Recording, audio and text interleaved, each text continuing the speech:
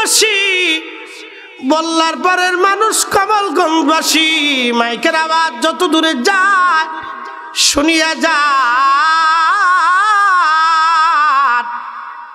আমাদের দেশে মিলাদ নিয়ে লাগছে ঝগড়া। বেদাত বেদাত বেদাত বেদাত বেদাত, নতুন আবিষ্কার নতুন আবিষ্কার।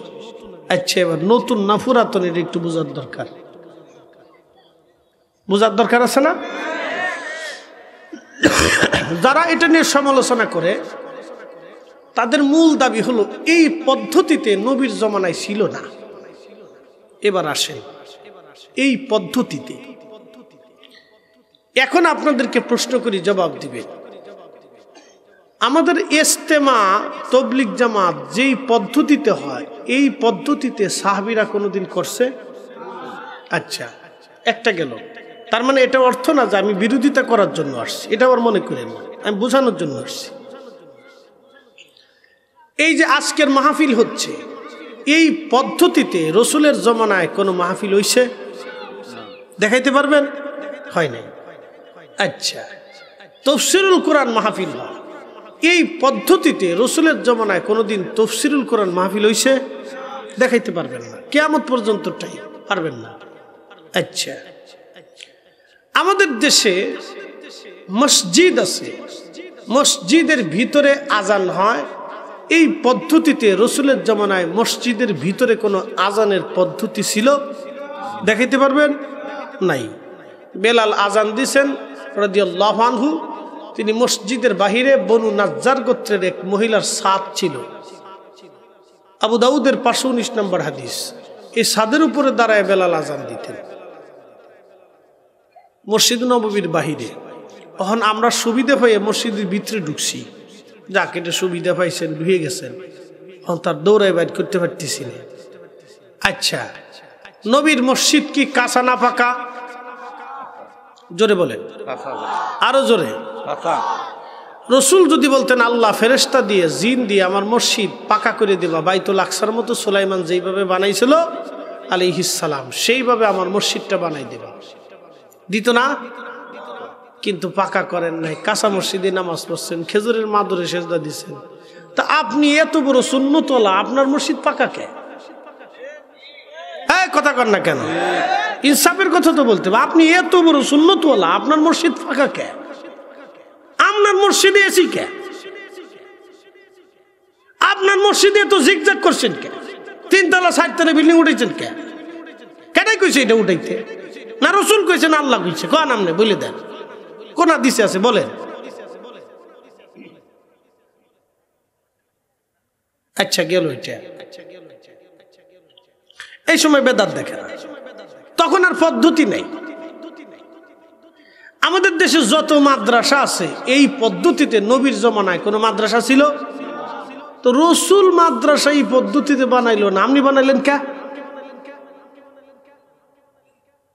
কারণটা কি? এবার আসে, এবার হলো ব্যাখ্যা। এই যে যতগুলি কথা বললাম, এখন এইগুলি হলো ব্যাখ্যা। ব্যাখ্যাকে উলামা ইকরাম বলছেন বেদাত 5 ভাগে বিভক্ত। একটা বেদাত হলো বেদাতে ওয়াজিবা, ওয়াজিব। এই ওয়াজিবটার নাম হলো মাদ্রাসা বানানো, দ্বীনি প্রতিষ্ঠান বানানো।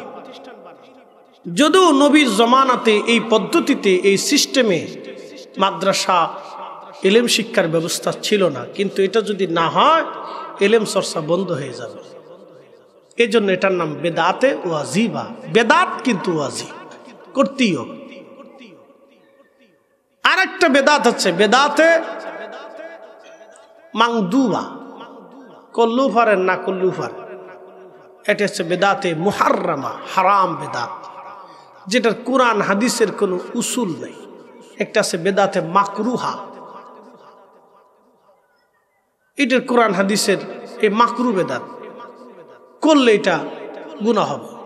এটা বেদাতে সাইয়্যার অংশের ভিতরে চলে গেছে। প্রিয় উপস্থিতি, এখন আমরা মিলাদ নিয়ে ঝগড়া। এটা হলো বেদাতে হাসানা, উত্তম বেদাত। বলে কেমন? বুঝাচ্ছি। মিলাদের শুরুতে সর্বপ্রথম কোরআন তেলাওয়াত হয়। কি তেলাওয়াত? আচ্ছা, কোরআন তেলাওয়াত শুরু হইলে প্রত্যেক হরফে কয় নাকি? জোরে বলতে হবে, কয় নাকি? 10।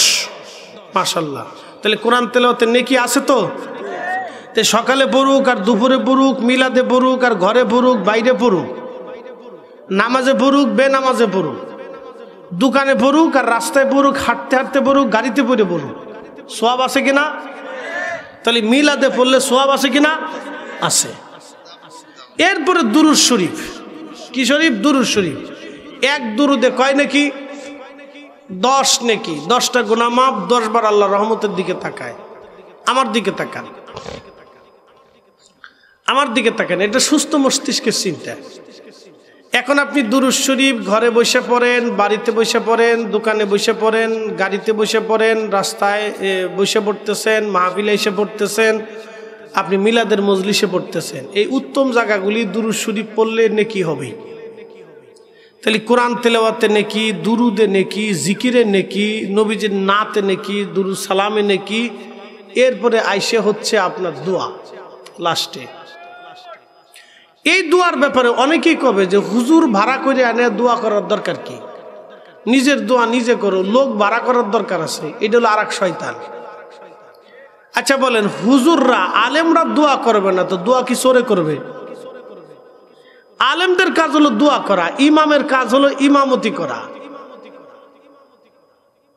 আপনি যদি এই ভানুগাছ কেন্দ্রীয় মসজিদের ইমামতিতে আপনি ডিসি সাহেবকে দাঁড়া করে দেন, তাহলে হবে না। কারণ উনি জেনারেল শিক্ষিত,